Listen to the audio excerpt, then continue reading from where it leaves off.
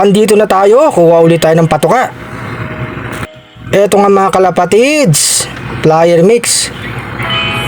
Tinitimbang ni Sir, 1 kilo. Tinali na mga kalapatids. Ayan, nilagay na sa upuan. Kukuha uli ng plier mix. 1 kilo uli, titimbangin. Gusto sa timbang mga kalapatids. Ayos na.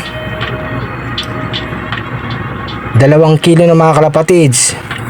May 1 kilo pa.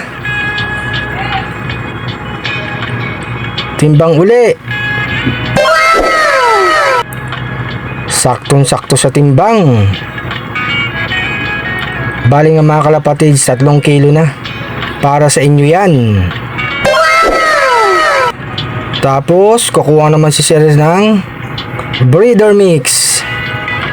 Timbang uli 1 kilo mga kalapatids. Usong gusto sa timbang. Walang labis, walang kulang. Sabay tali. Ayan mga patuka mga kalapatids. Marami mga lagay ng inuman. Iba't ibang klase ng patuka. Ayan mga patuka mga kalapatids. Eto uli, 1 breeder mix. Ayan mga kalapatids, pang 5 kilo na yan. Last na kukunin mga kalapatids. Timbang uli ng 1 kilo pa.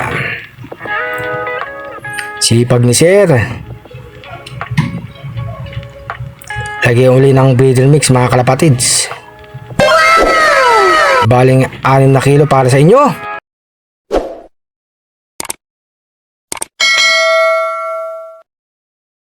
Eto nga makikita dito, may mga vitamins.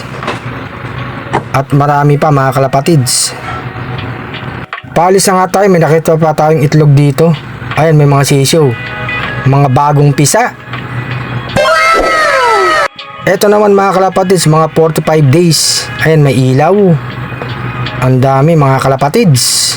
No, no, no, no.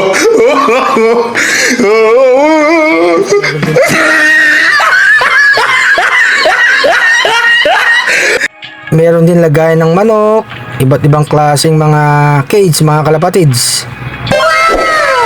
Eto nga yung paligid mga kalapatids. Pauwi na nga tayo. Eto nga si Arcelot, binigyan pa tayo ng kalendaryo.